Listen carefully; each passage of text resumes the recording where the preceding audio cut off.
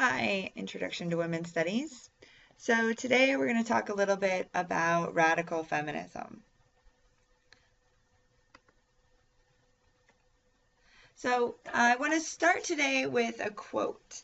Radical feminism entails a woman-centered revolutionary politics that is conscious of how men in particular and patriarchal institutions in general benefit from control over women's lives and bodies.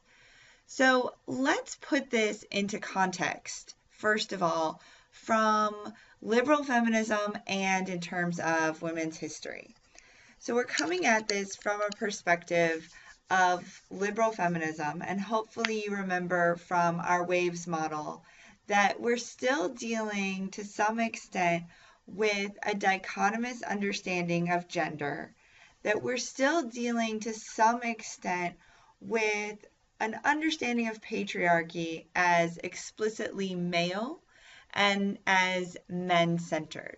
So radical feminism in this early period is looking at the way in which manhood, maleness, masculinity all interconnect to think about patriarchy in general. And this idea of institutionalized patriarchy is really birthed out of this former idea of individual men having power. So we're starting to see that there might be specific men without power that still benefit from an institutionalized maleness-based power. We'll get into that a little bit more to deconstruct what that means. But for now, let's just think about this idea that even in instances in which individual males don't have power, that institutions are androcentric means that they still have privilege relative to females, if we're talking about it in terms of sex.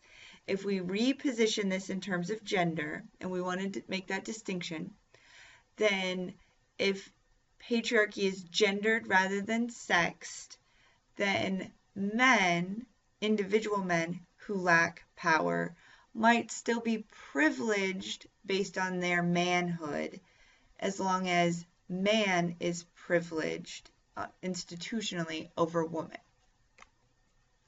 So what exactly is radical feminism? Moving past just this quote as a way to frame our thinking about it. Well, radical feminism adds to liberal feminism by moving past the legal and the economic. Recall from liberal feminism that this was the era of focusing on suffrage and focusing really on legal and economic rights, access to the workforce, access to the right to vote, access to political institutions.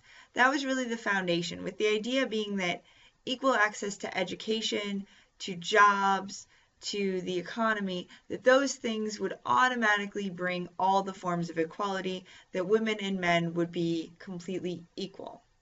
Well, radical feminism comes in the second wave, and with the realization that equality on paper doesn't mean equality lived in the world, that lived experiences of equality are not the same, and that equality on paper and equity in the world are distinct. This is also, when we get to radical feminism, we start to see a challenging of the gender order via a challenging of gender as an idea. So remember that in the first wave, really this idea that gender and sex always aligned, that these were a perfect fit, gender, sex, these work together. Well, radical feminism starts to say, well, maybe these are not always aligned. Maybe gender is really a construct, and that females might exhibit masculinity and are only told that that's wrong because society says it's wrong. But that might be their natural state, and the idea that it's wrong is just an idea, that it's arbitrary, that in a different place and time, it would be perfectly acceptable. Thinking about this, going back to an example that I've used a lot, high-heeled shoes. Now, when we see men in high-heeled shoes, we think that challenges gender norms. But in reality, heels were developed for men. It was a sign of power, prestige, aristocracy. Men were who wore heels. A woman in heels, when they were originally developed, was transgressing, and it was considered wrong. Gender's a construct. It's not real. That's what radical feminism starts to bring to the table that liberal feminism hadn't included. So let's talk about some of the radical feminists that really brought this to the table. First, we have Shulamith Firestone, and she says, okay, what we have is a society in which biology has been destiny, and it is women's connection to reproduction that has created a situation in which we are oppressed as women. This is a woman talking, so I'm going to use we here, in that she is a woman-identified female who presumes her audience to be other woman-identified females. That said, clearly this is exclusionary. So, to this extent, she says, we have been oppressed because of our connection to biology. Biology insofar as our connection to reproduction has meant that by our very nature, we must stay at home during the early years of reproductive labor to care for children, by virtue of reproductive labor being both gestation but also pre-weaning care for infants, and that all of this has meant that we are considered the weaker sex. Now, for her, that means, what would the solution be? What does Susan Mann say her solution is? This gets pretty far out there pretty quickly for some of you. Well, it means that we might need to divorce women, females, from reproductive labor. How do we do that? Think on it for a while. There are a lot of ways we could do that, and we'll talk about them a lot this semester. We could do some straightforward things, more dual parenting, really share in those parental roles. Or we could take it a little bit further. Think about surrogacy or exouteral gestation. Go to some pretty far places. Those pre-med majors out there, start thinking in those big ways. Some other researchers, for some other scholars, feminist thinkers for us to think about that are going to look for where's the core of women's oppression are going to be Adrienne Rich and Gail Rubin, who are really going to move us forward in this idea of gender as a social construct and thinking about, well, why did society feel a need to construct gender roles? What exactly do gender roles do for society, and why are they necessary? So as you're thinking through these concepts, I want you to think about the answers to those questions.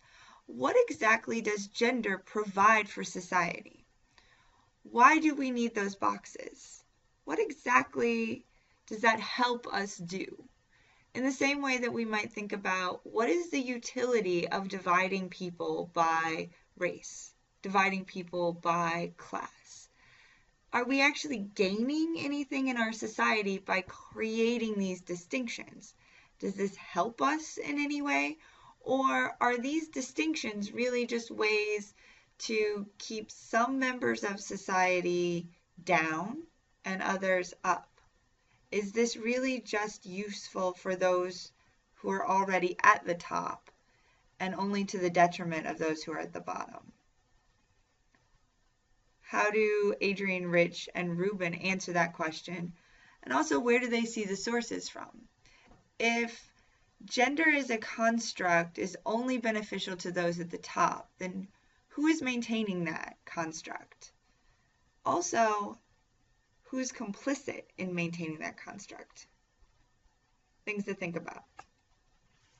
So let's get back to Firestone and her biology as destiny.